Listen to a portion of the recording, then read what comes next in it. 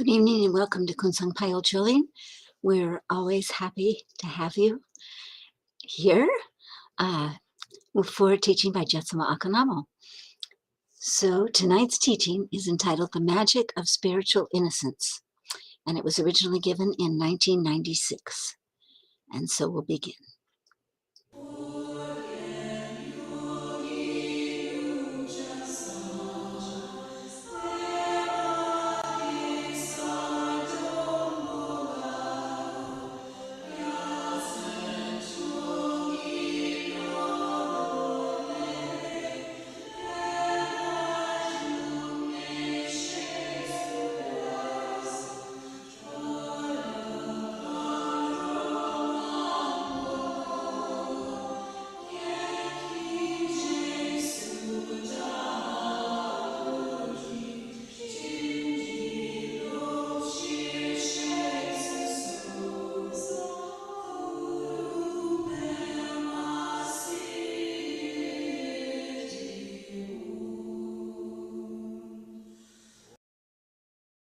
What I would like to talk about today, I guess you'd have to call it innocence in one's practice. This is not a new theme. I didn't make this up. Other religions have spoken of this theme, each in their own way. I know in Christianity there are statements that sound something like entering the kingdom of heaven like a child. There are many different interpretations as to what that means, and I would imagine that depending on which church you went to and which branch of Christianity and which minister or preacher you went to hear, you'd probably get a slightly different take on that. So today I would like to talk about maybe a Dharma-oriented take on that, because that truth, that need to remain innocent and childlike in one's approach to the spiritual path is fairly universal. It's something that most religions, most mainstream religions speak of each in their own way, and so does Buddhism. So I would like to elaborate on that. I would like to ask you to think with me, for those of you that have been practicing Dharma for some time, and even those of you that are fairly new and are engaging in your primary or first experiences regarding Dharma. Think of the first moment when you met Dharma and you were impressed with some of the elements of Dharma. For instance, the unique look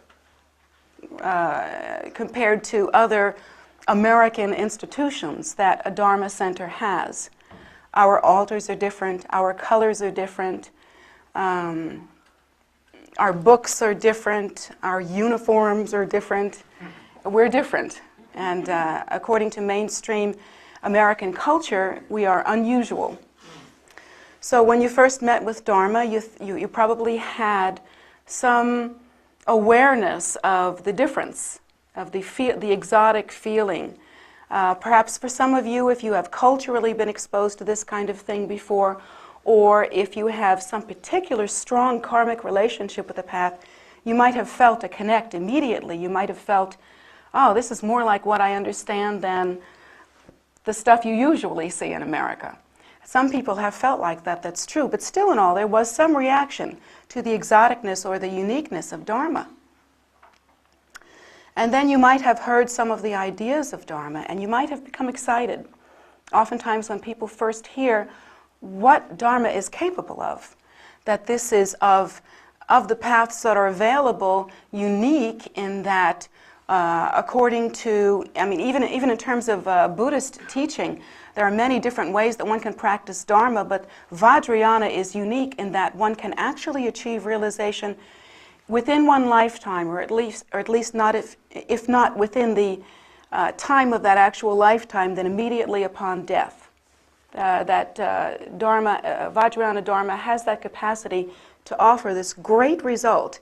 And this is unique and tremendous, particularly considering that this is the time of Kali Yuga, or the time of degeneration, the time when it is very difficult to practice purely, and when karma ripens very quickly, and the result of one's actions, perhaps even from the very distant past, are often ripening now, and there's a great deal of confusion, as you know.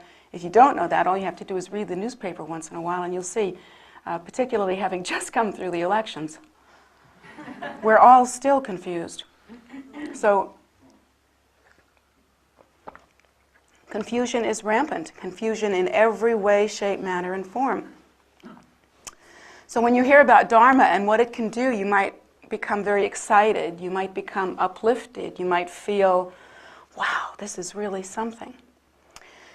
So what happens to you when you're really impressed with a new idea and a new opportunity? Well, one of the assumptions that we might make, and this is a valid assumption, upon meeting something that is sweeping and broad and dramatic and profound and has been shown to offer this tremendous, unmatched result, we might think, oh, this is something very precious. This is something that I must take note of. This is something that I have to regard very highly. And upon thinking that perhaps this is the most dramatic or result-oriented thing that you could ever see or hear of, you might think to yourself, now here I've got to pay attention. This is an opportunity. I recognize, as most people do, I'm sure you've had this thought, that there are many things in my life that seem cyclic, that they always come up again, habitual. It seems like there are many issues in my life that are unsolvable. It seems as though there are many ways in which I simply go round and round and round. And oftentimes when we hear about something that could really make a dent in that or end that strong cycle of habitual tendency or reoccurring compulsive even phenomena, or at least disturbing phenomena, we become excited.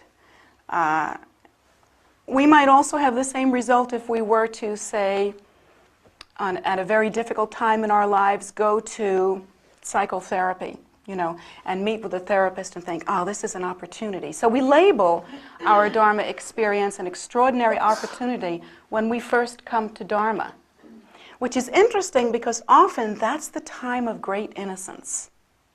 That's really a time of great innocence. When we first come to Dharma, we look at the teachings, we look at what's being offered, and we hear it. We really hear it. We follow the logic of it. And the logic is new and fresh. And if the teacher's a good teacher, that new and fresh beginning logic will be presented over and over and over again in many ways and in many different forms until there is some confidence that the logic has been really followed and actually heard. So at that time, we're really up for it. We can really follow it. And what we're hearing is that, according to the Buddha's teachings, all sentient beings are suffering. These are the foundational thoughts that turn our mind towards Dharma. These are the thoughts that turn the mind, and these are the original teachings of Lord Buddha himself. So we're thinking, oh, this is really something.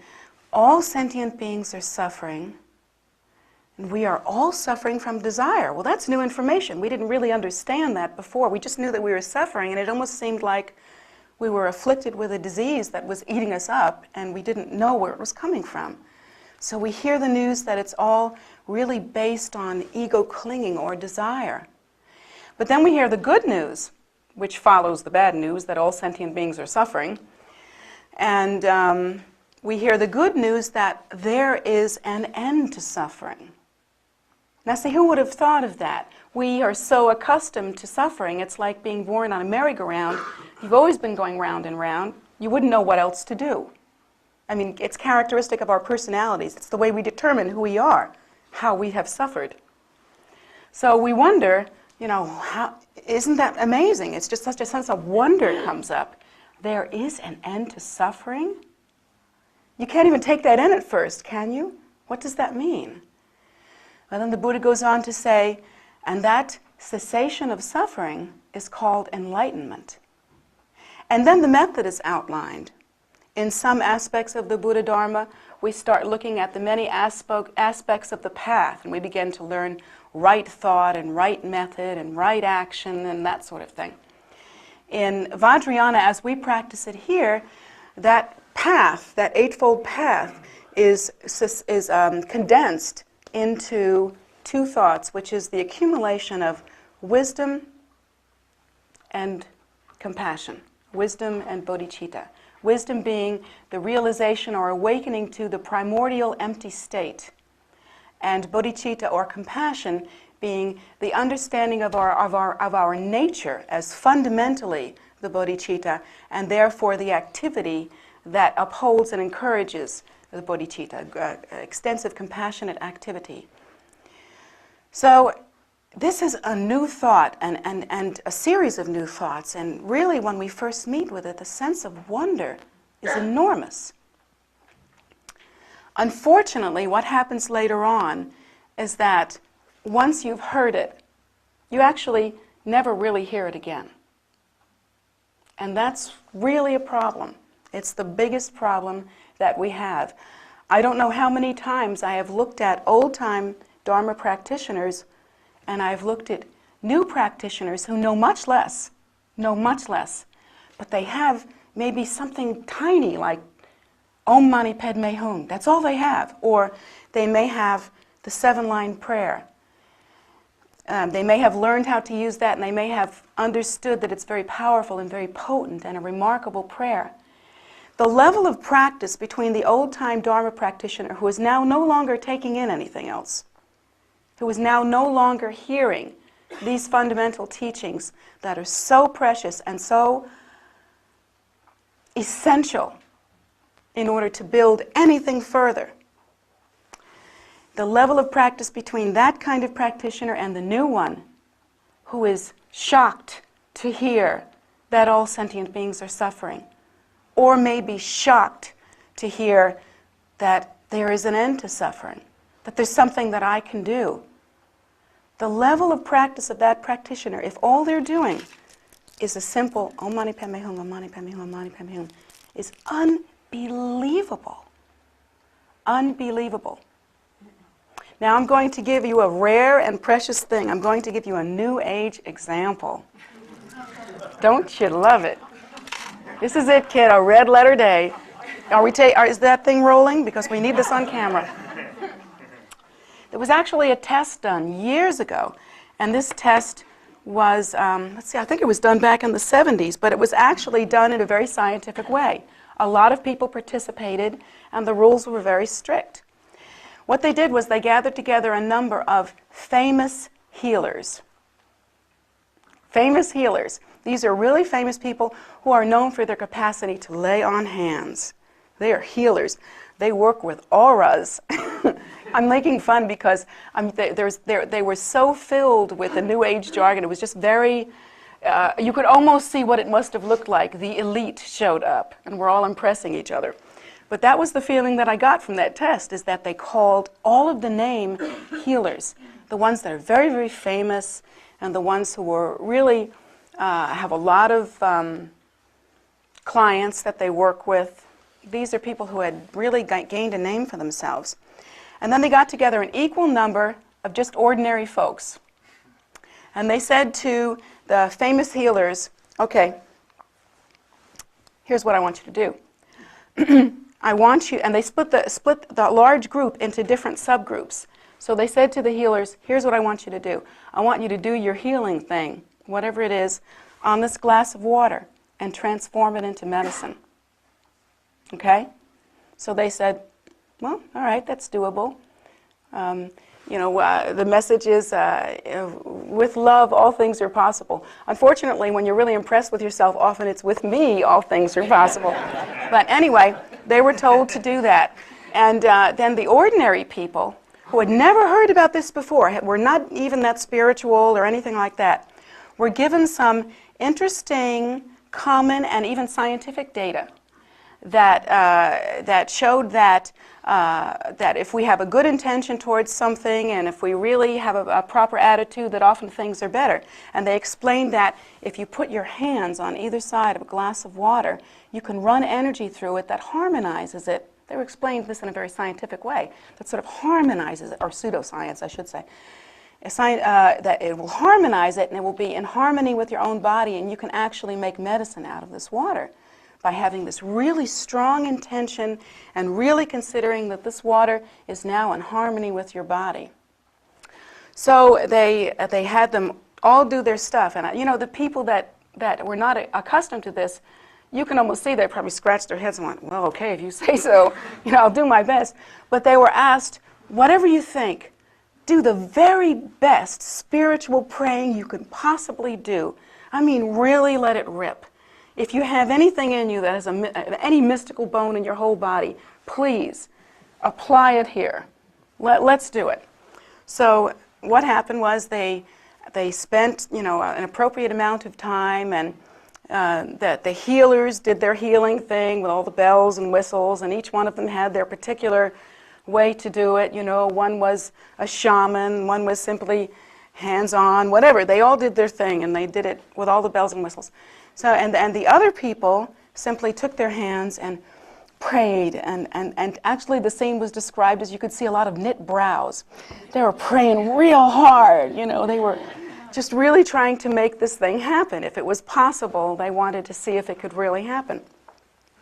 And so I don't remember all of the details, but some of the people, if in the both healers and ordinary people group, some of them had some physical problems or even mental problems that they were sort of ongoing. And they were divided into a subgroup where they were allowed to drink their own medicine and then report the results. Drink their own water and report the results over a period of a few days. The other people, and there was kind of a blind study thing happened, people that didn't have any problems gave their medicine to other people who had problems. And no one knew which group it came from. And so they drank the medicine over a few days. And the groups that took the medicine that did not produce the medicine, this test group, they knew that it was water that had been prayed over, that it was like holy water that had been prayed over, but they knew no other details. Well, what they found out, and there was another group, and I'm not remembering what that was, but anyway, those are the two that I remember. What they found out was that the group that took the water from the others, there was such a larger percent of healings and comfort and relief and benefit that was obtained from the ordinary people who prayed real hard.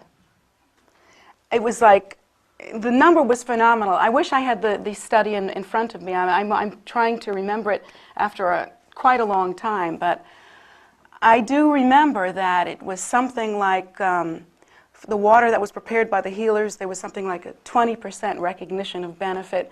The water that was prepared by ordinary people, there was something like 90% benefit, some remarkable amount like that. And there was also some kind of test that was done. Now again, this is not mainstream science, but there was some kind of test regarding their capacity at that time. They were developing Carillion photography and different kinds of energy photography, and that was used on the water also.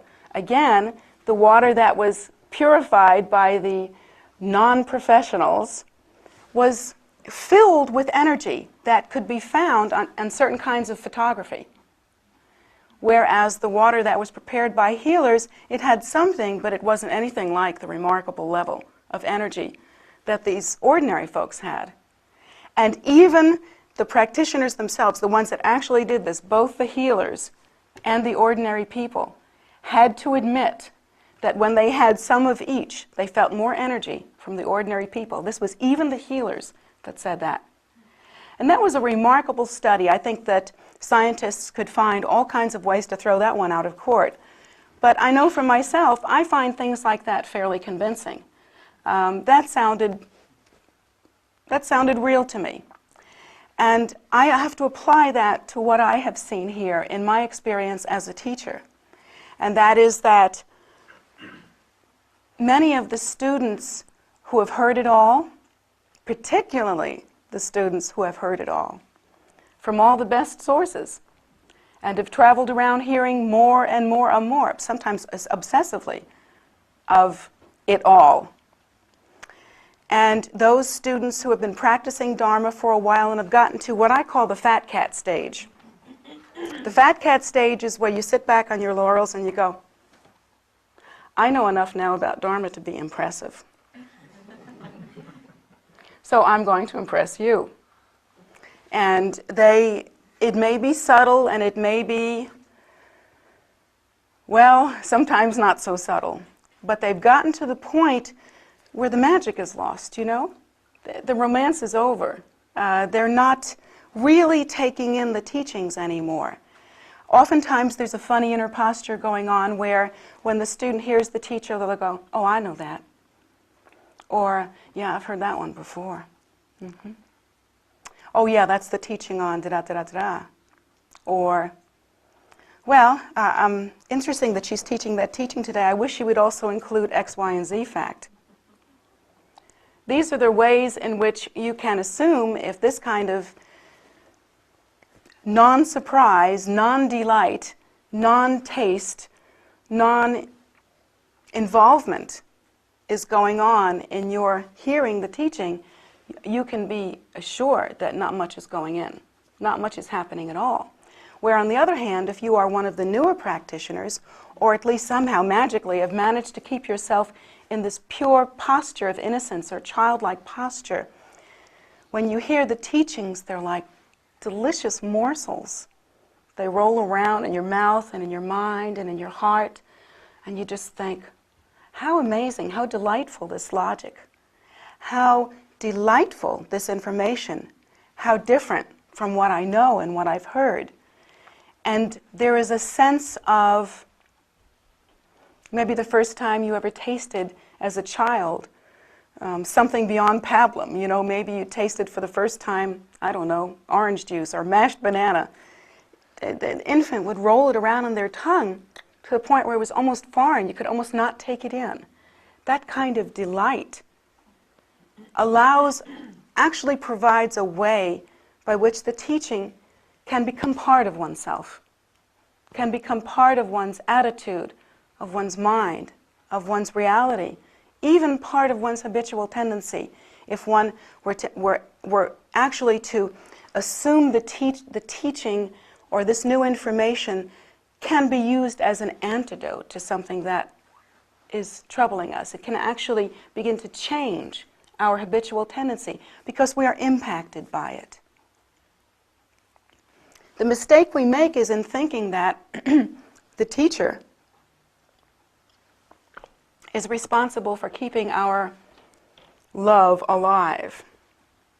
So the teacher is supposed to come up with a new and interesting way of presenting the same old data every week so that once in a while we can hear it. That really isn't true. It's not the teacher's responsibility. It's one's own responsibility to maintain a sense of innocence. Now let's talk about what that might look like. So again, I would like to use some of my own personal experiences. I'm going to use, mark this day, another sort of New Age experience to describe this. It's an experience that I had. When I was in Sedona, I went into a sweat lodge. The reason why, and I know that this is a traditional practice in the American Indian traditions, but I also know that white people wouldn't have gotten to practice it if it wasn't the New Age. Go figure. So I'll have to catalog this with New Age experiences. I went to actually a very traditionally run sweat lodge. And I was really interested in seeing what it would feel like, and I really was interested in seeing what it would feel like to do this in a place where almost no one knew me. So I wouldn't be recognized as being anybody but one of the people doing that. The only one who knew that I was anyone else was the instructor, was the leader of the sweat lodge.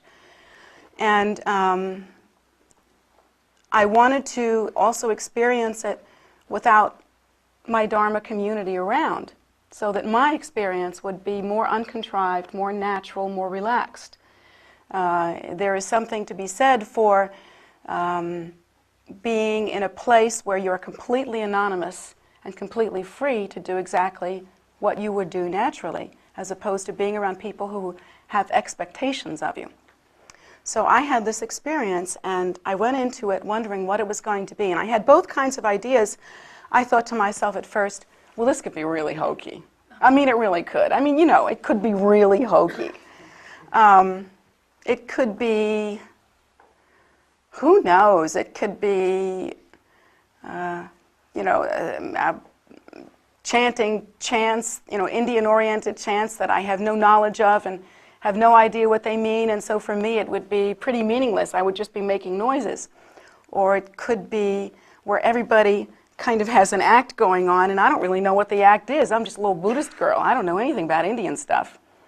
So I don't know, this could be really strange. But on the other hand, I thought to myself, well, this could be really magical too. I mean, just think about what it would be to go into this sweat lodge, which traditionally is like going into a womb-like environment, almost like the womb of Mother Earth, and reinventing yourself. That's how traditionally sweat lodges were used, a way to either solidify one's purpose or completely reinvent oneself and put oneself on a new track. The idea of sweating, of letting go of old toxicity, letting go of old stuff inside of you, and then letting yourself, drink new fresh water. In a sense, that's like letting go of old habitual tendency and drinking new purpose.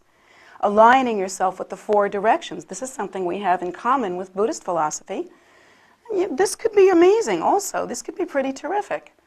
So I went into it with both ideas, and I sort of placed myself in a position of neutrality and left myself really open in a very innocent way.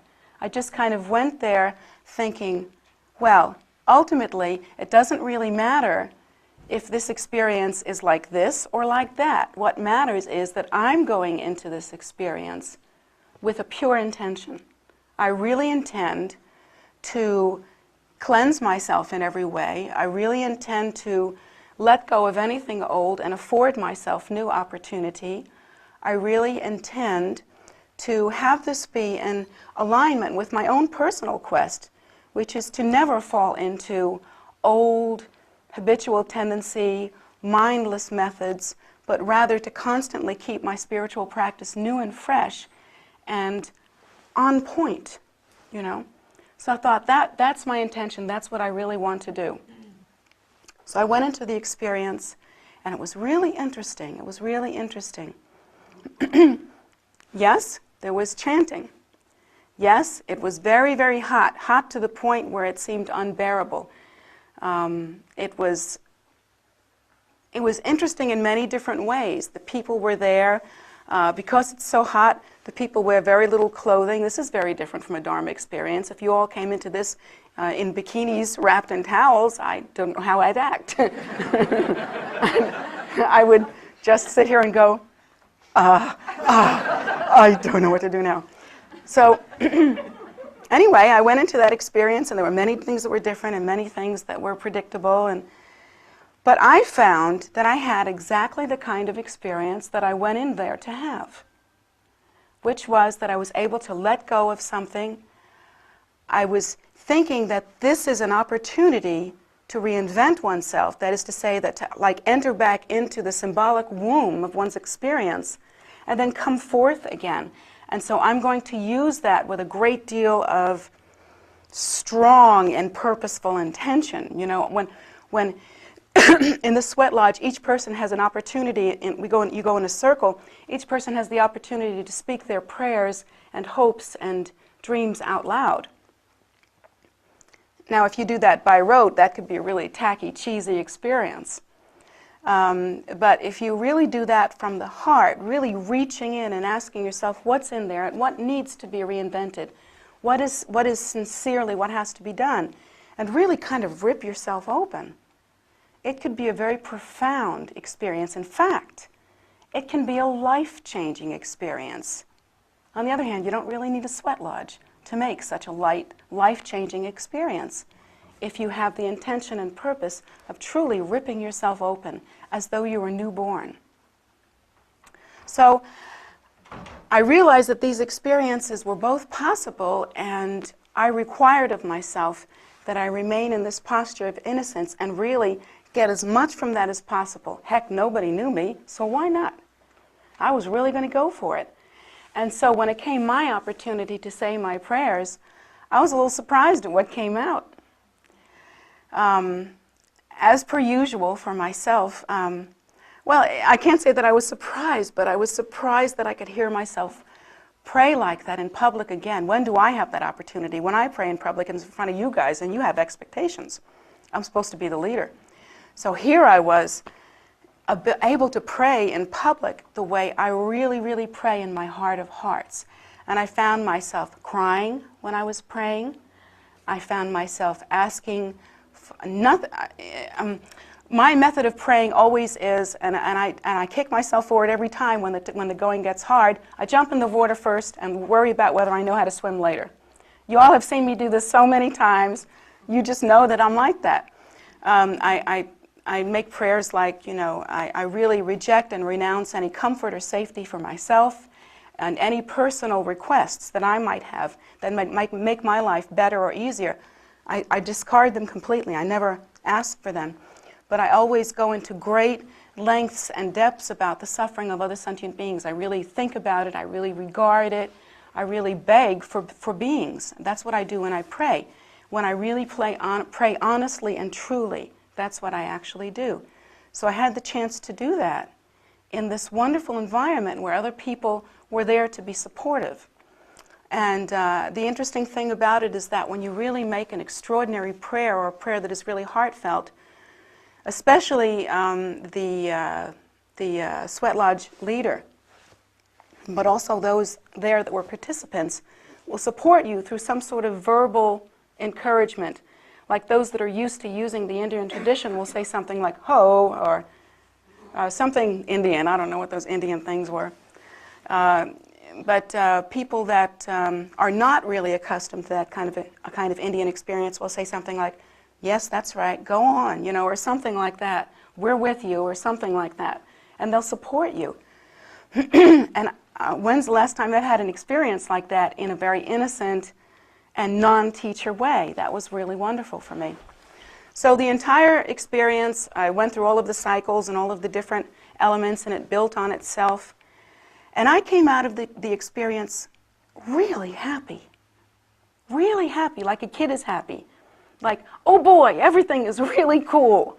Just like everything just seemed really cool to me. I was just really happy. And it was because I was able to approach my path that I love so much with my whole heart once again.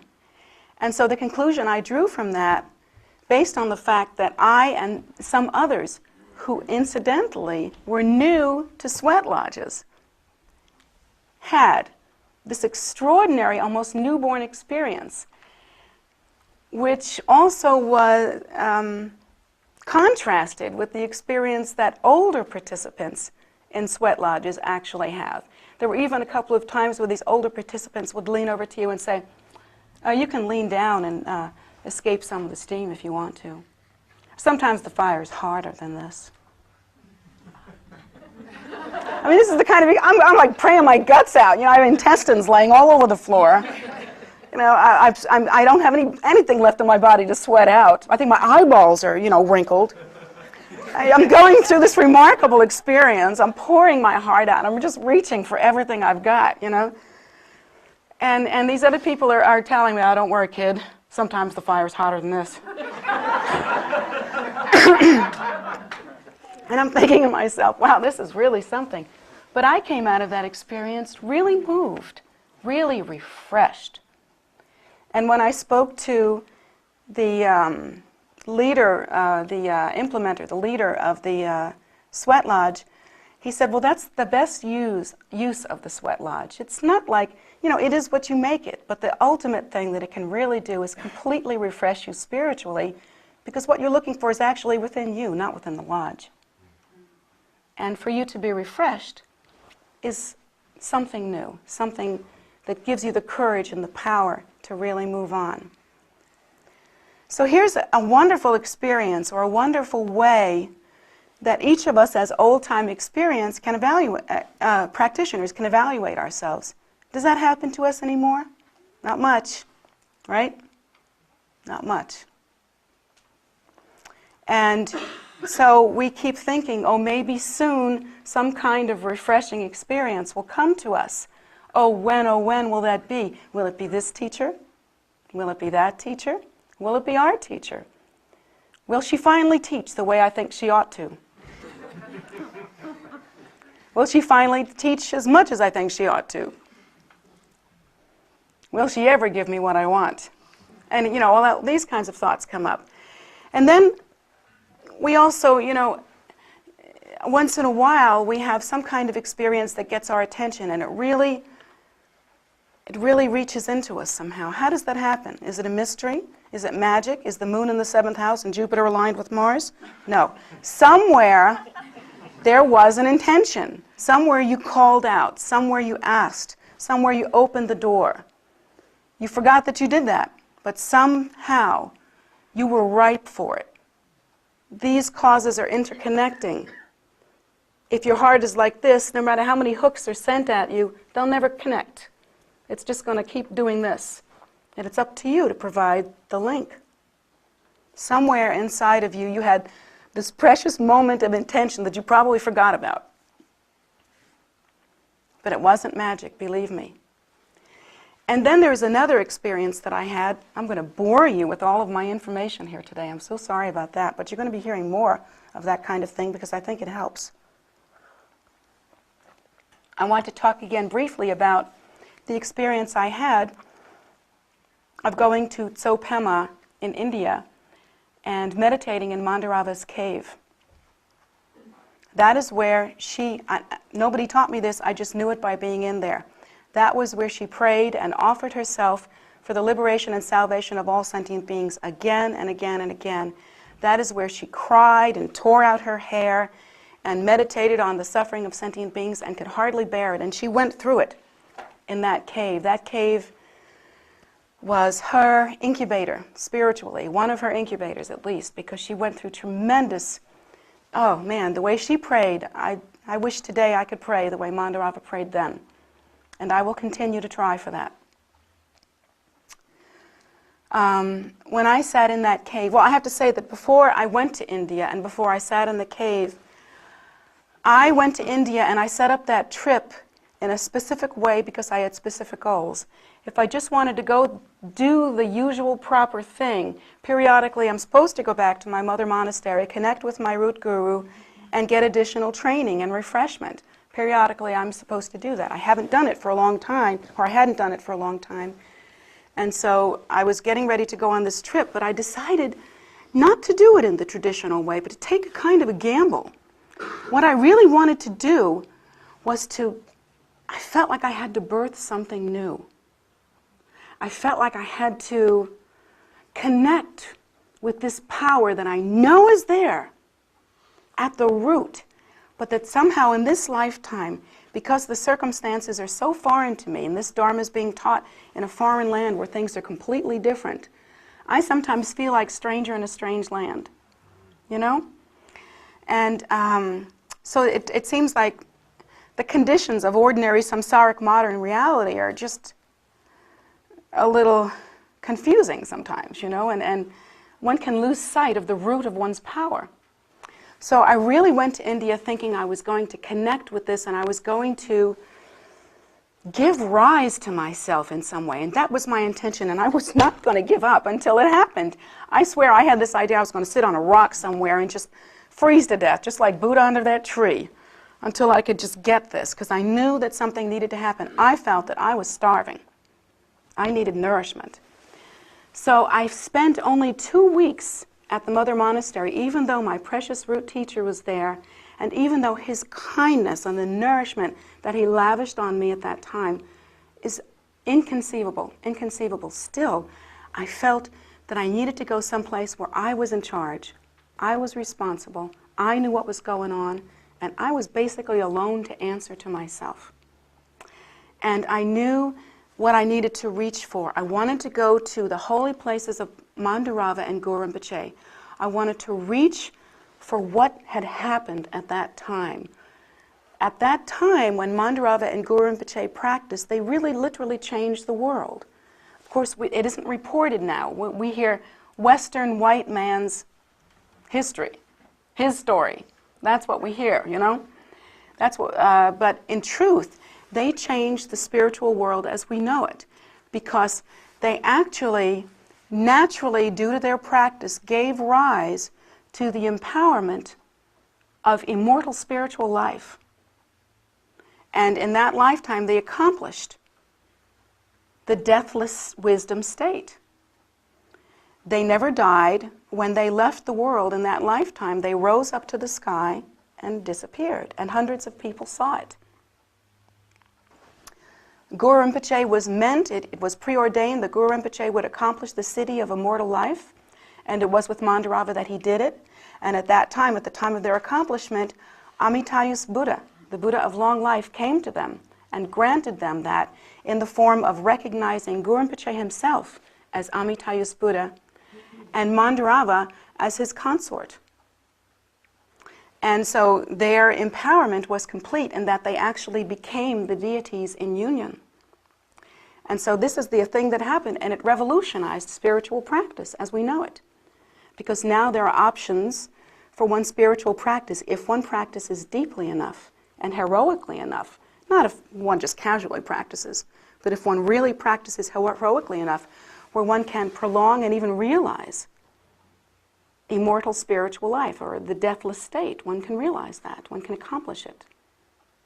Or one can simply extend life through difficult circumstances, or life-ending circumstances. So this amazing thing happened, and I was going to go there, and I wanted some.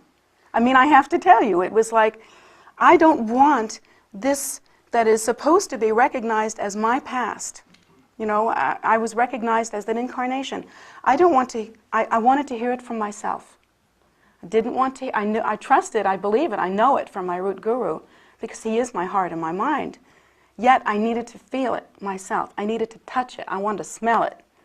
You know, I wanted to own it. I needed to, and my intention when I went into that cave, and I went into that cave like, this is happening now. You know, with that sense of wonder and strong determination that you get when you know you're faced with the option of a miracle. When you know that, you are a different person. When you know you're faced with the option of a miracle. I went into that cave with this determination like never before, and I sat down and I got everything that I asked for. Really, I got everything that I asked for. The consciousness of Mandurava came to me. I realized it is indistinguishable from my own. I realized many facts and qualities about Mandurava. I realized much about their practice. And these two mind streams, my current mind stream and the mind stream of Mandurava, began to blend. And I had such a powerful, life-changing, and potent experience at that time that actually, many of you know that I'm interested in and into astrology. I had an astrological horoscope erected for that moment of time. And really, my personality has so changed since that time that I am more like the new horoscope than I am like the old horoscope. So it's almost like a spiritual rebirth. And when I look at astrological transits, if this makes sense to any of you, or current events, and compare them to this new chart, it is more truthful with this new chart than it is with the old chart. It works out more with this than it does with the old information. So we're talking about not only a life-changing experience, but also a change in one's method, one's purpose, one's sense of accomplishment, one's sense of self, one's orientation, one's complete orientation. Whether or not you believe in astrology, that's fine. You can just look at me and watch me over the next year and see if you don't think there's been a difference. Because you'll see it. Oh, trust me, you will see it. You may not like it, but you will see it. So, little by little, as in the same way that a child grows, this new empowerment, and that's what I have to call it, is empowerment, is growing. It is realized, it is present, it is alive in the world, it is reincarnated, and it is growing. To me, my experience is that that empowerment was stronger, more profound, and feels more fruitful than any of the traditional empowerments that I've ever had. Any time that the boompa touched my head, and the ritual objects touched my head, I never had such an experience as I did at that time. Now, is that because traditional teachings and the way that they are conferred is inferior to this cave? No, of course not. You know, that would be saying that in the sweat lodge, let's see, maybe the new guys are on this side and the old guys are on that side. It literally did happen that way, that they tend to pair off, that this side of the sweat lodge was less powerful than this side of the sweat lodge. That would be as ridiculous as saying that. Of course, that's not the truth. What it means is that, and here's the bottom line, here's where I'm going with all of this, is that spiritually, once you get to the fat cat stage, you're dead. No matter what you're doing spiritually, if you're keeping your samaya, if you're practicing 8 hours a day, if you're doing all kinds of temple things, you know, cleaning out the bowls and making offerings and dusting stuff and making sure that everything's beautiful and wonderful, even if you're doing all of that, if you've gotten to the fat cat stage where you think you're in charge or you own the business or you've just seen it all or you're just not a stranger here anymore or not new, you've lost your practice. You've lost it. It's gone. You're practicing by rote. I have a cockatoo that can be trained to do the same thing. If I put in the time, if I put in as much time into that bird as I put into you guys, the bird would be doing what you're doing by now. Trust me, this is true.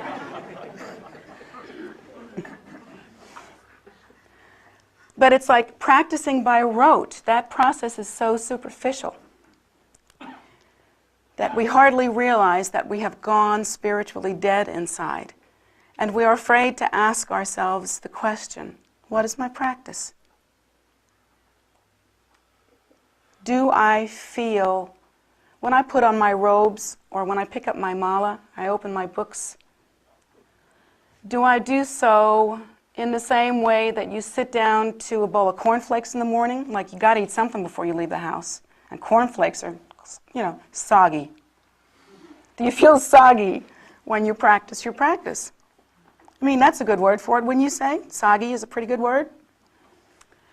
Or when you sit down to do, you know, is it like sitting down to a meal, an exquisitely prepared meal for the first time and you're really, really hungry?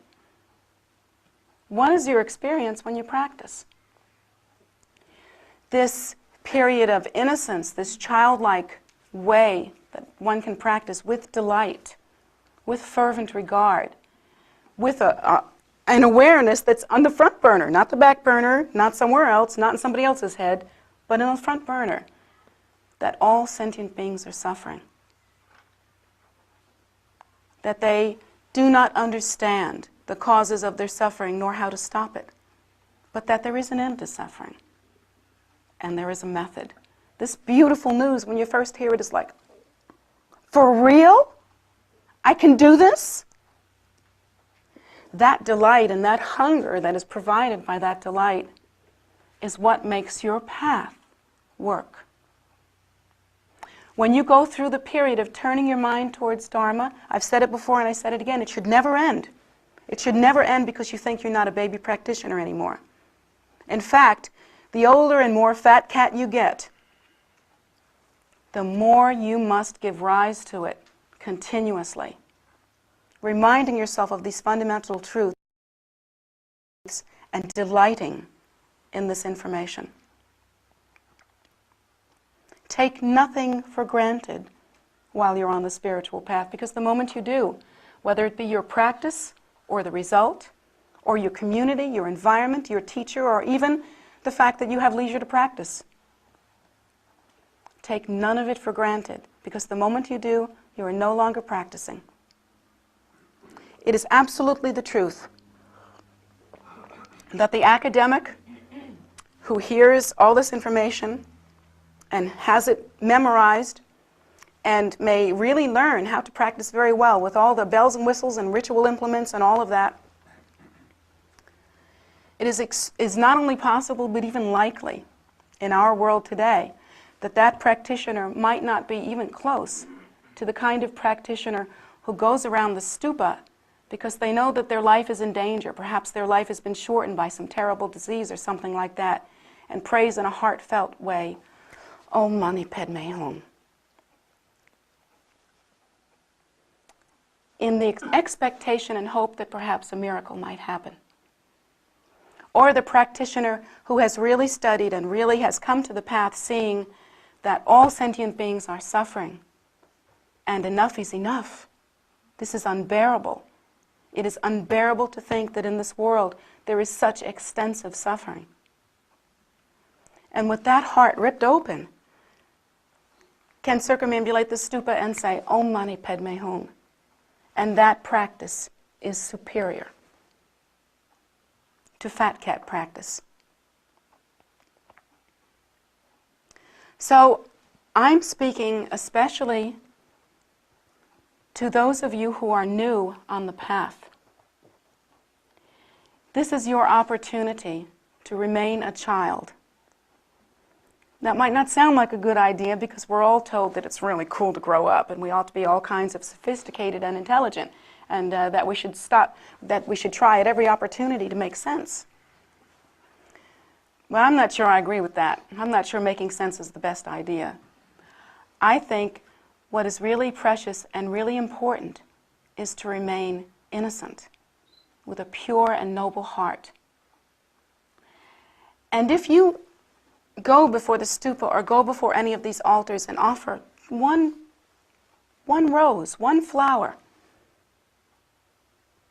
and truly offer your heart and say, for the sake of all sentient beings, make of me whatever is necessary so that all suffering might end.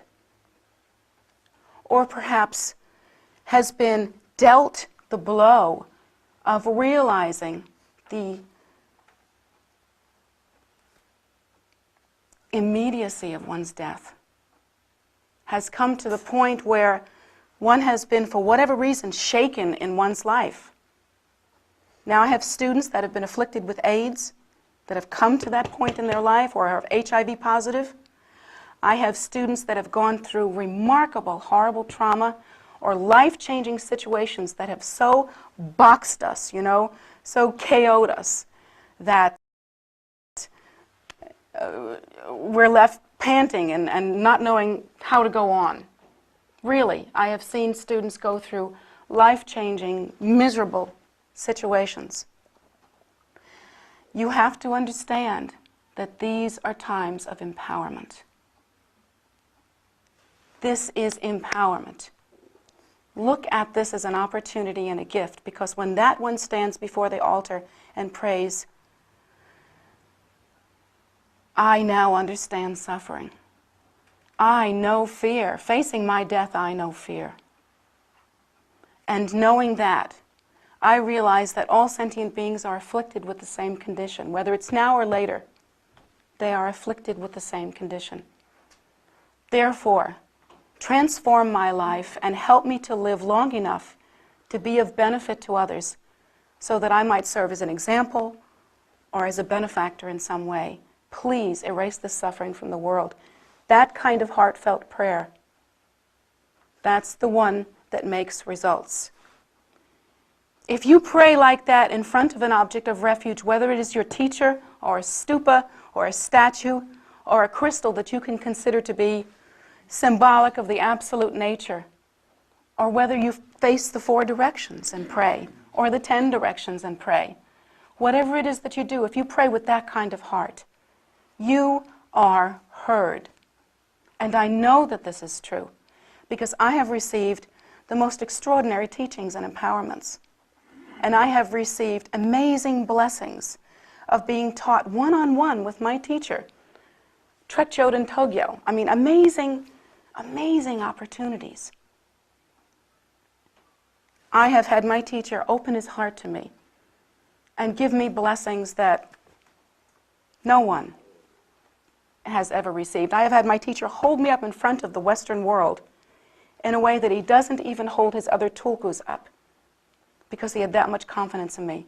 That kind of empowerment, I've had everything. I've had every blessing. But what has made me a practitioner and gives me confidence and makes me honor myself, and I think qualifies me to teach you, are the times that I have gone naked and alone to my own personal mountaintop, whatever it is, whether it's that cave or a sweat lodge or my room, my altar, my moments, and have begged and pleaded for the cause of sentient beings, ripping my heart open and not caring whether it was comfortable or safe, not caring whether I could own something or not own it, or whether any happiness was going to come to me as a result of those prayers. Knowing also that I would have to deliver.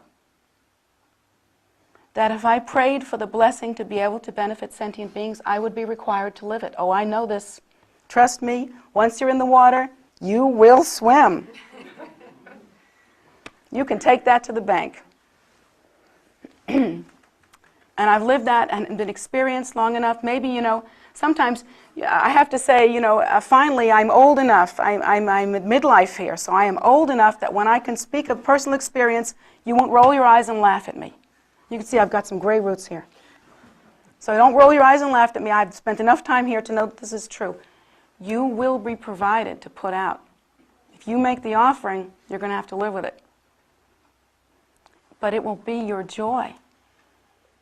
Whereas if you pray like a fat cat, you're also going to live with that. And it'll be your suffering.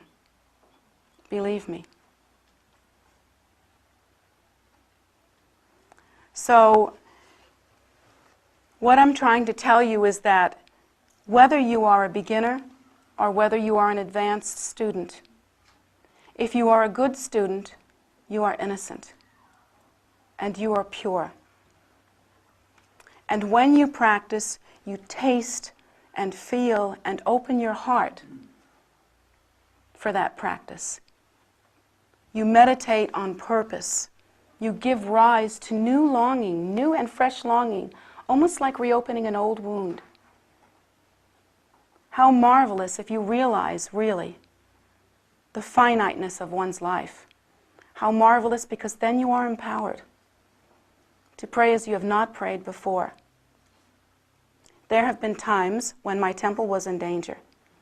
There have been times when I had the experience of teaching a class in which I realized hardly any of the people in the class had the capacity at that moment to really hear about compassion, what I was trying to teach about. They didn't have the capacity. It just wasn't ripening.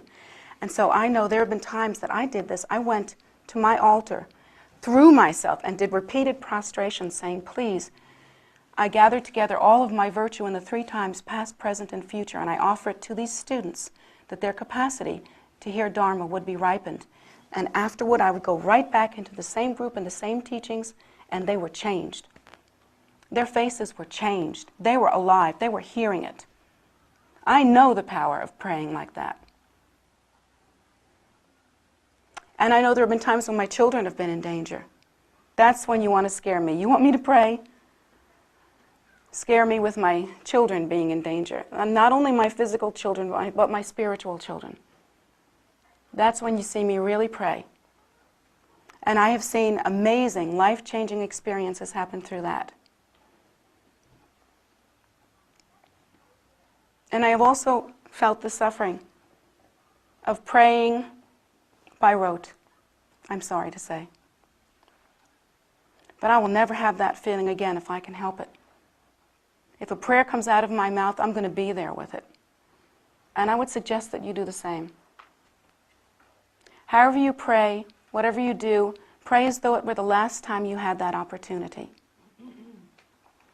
Pray as though you were in front of the miraculous. You know that old joke about climbing to the top of the Himalayas to see that guy sitting on the rug so that you can ask him, what is the meaning of life? Pray like that.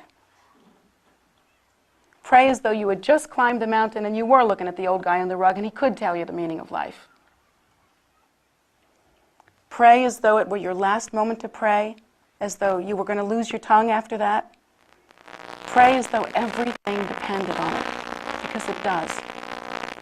And in your practice, in your mind and in your heart, keep yourself innocent and keep yourself alive.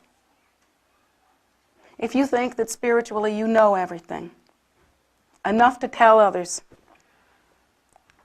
then believe me, you know nothing. Refresh yourself. and practice as though you were a living practitioner, living in your heart, living in your mind, living in your purpose. It's not too late. It can be done. For those of you that have gone brain dead or whatever on your path, it can be done. And for those of you that are just starting, if you hear these words and you are inspired, please practice them just the way I've given them to you. Forever. Always. While you have breath in your body. Make your spiritual practice, your spiritual contact, a true one.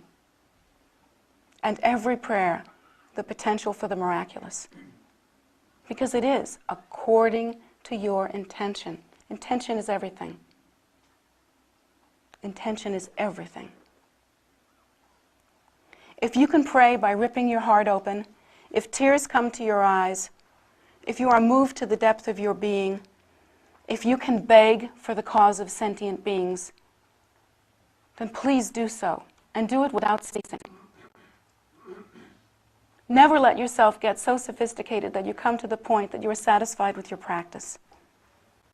Never let yourself become so immune that you can say a prayer in passing without having something catch in your throat. I'm asking you to be there with your purpose. Go into your cave. Meet with the core or root mind stream that is your being, your nature. Whatever that is you're looking for when you look into the eyes of your root guru and you're hungry for something. Whatever it is that you want that made you come here to the path.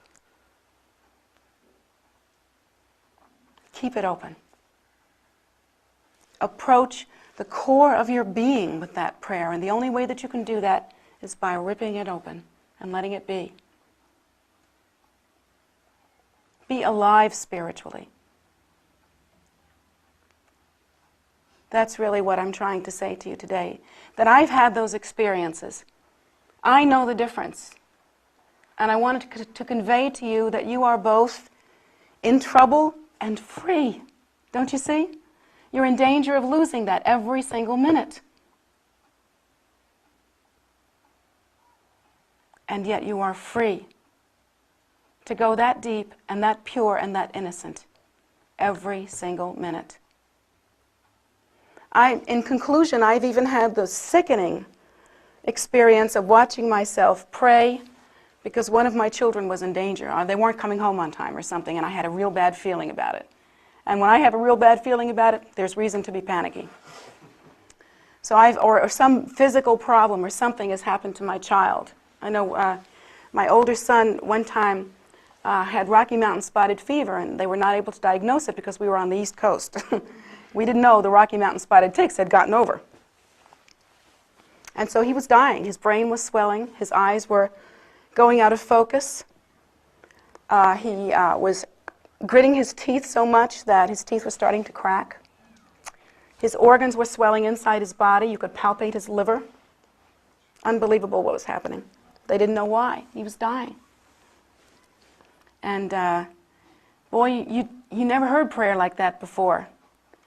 I remember, it was before I met Buddhism, so I didn't know from prostrations, but I was on the floor, up and down on the floor, begging and pleading, exchanging my life over and over again, vowing that I would do nothing but benefit sentient beings, asking that I would be transformed into whatever it was that was necessary that my son could live. Oh, I prayed unbelievable. And then when the medicine, it was a simple medicine. Once they figured out what it was, tetracycline. That's all it took. So and also at that point it was so bad they had to give him cortisone to bring the swelling down. But when the healing started, and the first time I remember his eyes could focus, and I could put a spoon in his mouth without him breaking his teeth on it. I remember giving thanks and just being, it was like a new day, like I'd been born all over again. Unbelievable. How was it then that a month later, when my son was eating hot dogs and running around and had gained some of the weight back and was looking normal, how was it then when I prayed, I didn't feel that same magic. I didn't cry. I didn't beg?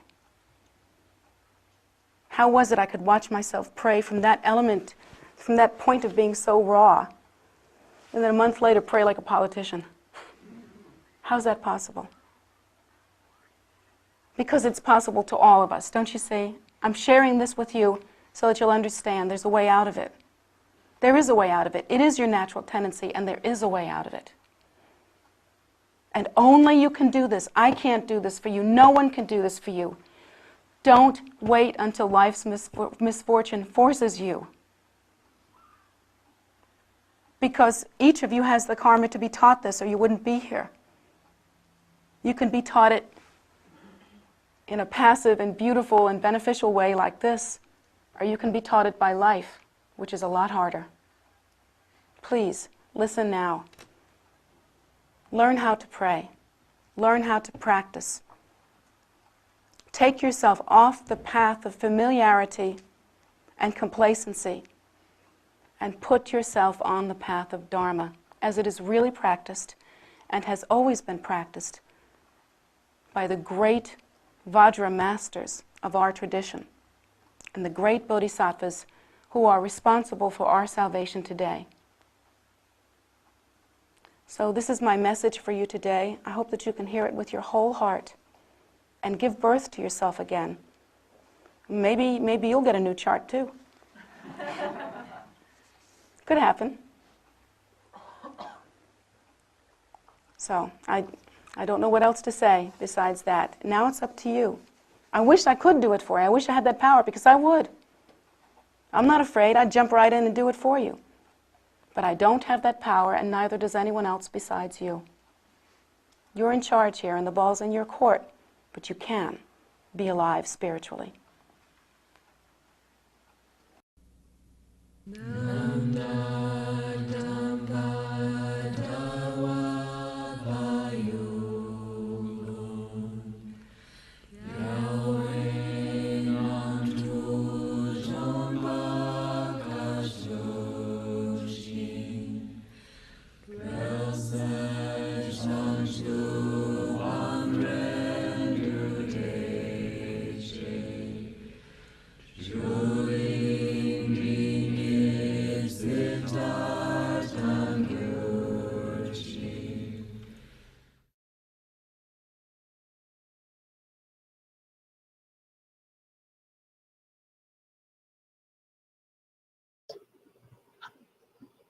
Thank you so much for being here today with us and for participating in this teaching. These teachings we offer on Wednesdays and Sundays, Wednesdays at 7:30 p.m., Sundays at 11 a.m., so that you can, excuse me, sorry, watch them, at certain times. They are pre-recorded, and so you can watch them anytime you want on tara.org. On YouTube, KPC's channel. So what am I going to say? Before I forget, this coming Sunday, we won't have a teaching by Jetsunma because we have Kempo Norgay coming this weekend, and he will be giving an empowerment during that time. We can't stream the empowerments, but we can stream the teachings, which are the Saturday evening before, and we'll post very soon on tara.org the web link for that, and so that you can, if you wish, you can get the teachings that go with it. He's giving empowerments on Chinrezi and Amitabha. Should you want to come, you can register. Go on tara.org to the most recent blog post, and you'll find it. You find the link to register, and go for it. So it'd be great to see you here. It'd be great to have you here come live for this. That'd be great. Anyway, we also have a variety of other things that you can participate in, either online or in person. Meditation is one of them. At the moment, they're still Saturdays and Sundays at 10 a.m. And they're on YouTube as well, but they're also in person at the temple. Medicine Buddhas on Facebook, live in the evenings at 7. And there's a daily food offering ceremony, which it's a fairly complicated schedule these days because there's so much going on. And so take a look on the calendar, which is, if you go to the bottom of the homepage, I think it's, I think what I've put up on the chat is is different. Um, but it's on there about 3 ways you can find it. If you want to just scroll to the bottom of the homepage, there's a link to the calendar, but it's also on these other places that you see it in the chat message. But it's Monday through Friday evenings, either usually at 5:30 or 7:30. Saturdays around midday. Sundays at 2. And the Sunday one, if it's good weather, it's live at the Guru Rinpoche statue across the street. Come join us. You can always come join us. Please, please come join us. It's a Rigs and Dupa on Sunday. During the week, it changes, but in any case, you go to the calendar, you click on the event, and the event will open up and it will give you a link to basically where it's being streamed, usually on Zoom. But sometimes the Rigs and Dupa at the statue, we stream on Facebook. It's kind of the only place that we can get get it to pick up. The internet is a little unstable over there, so we're working on it. But that's what we can do right now. And anyway, just join us. There's so much going on. We have the animals that you can enjoy in the back. There's gardening. You can just come and hang out. You can come and walk the land. There's 65 acres of walking trails, meditation gardens, stupas, statues, places that just inspire you. Come and enjoy. It's for you. Open dawn to dusk, pretty much. I think it's 8 a.m. to 8 p.m. inside the prayer room, but the rest of it is dawn to dusk, whatever that is these days. So we're always happy to have you. We also have a drum circle, again, if the weather permits, across the street at the Guru Rinpoche statue, Sundays at 4, which is a lot of fun. And not maybe a traditional Buddhist thing, but we're praying to Tara for rain for so many places on the earth. There's just so much need for it. So that's one of those prayers. And what can I tell you? It's a great place to be. Please come, participate in it. Jetsunma's current passion is feeding everybody that she can. So also take a look at, in addition to Tara.org, take a look at KBC Buddhist Relief. It is really an unbelievable website. Over 2 tons of food are delivered weekly to, at the moment, 4 different distribution venues, and in Montgomery County. Who knew that there was so much food insecurity right here in a fairly wealthy county? So you can imagine what it's like in other places. And she's totally all about feeding as many people as she can. So join in with us, help, come and help, buy food, pack food, take food to places. Also, you can donate. We also donate clothing and things like that. Right now, I think we've got a Thanksgiving pie and clothing drive going on for all those people who kind of need Thanksgiving dinners. And I think she's ordered up, I don't know, 600 turkeys. Something unbelievable. So, come and find out. It's pretty incredible. And it's something if you want to be part of it, join with us. You can harvest at the garden right here. And because we send a lot of that over there. So I've babbled about that. And please, if you want to make an offering to Jetsunma directly, as for participating in the teachings, her PayPal account is jetsumagift@gmail.com. So do that.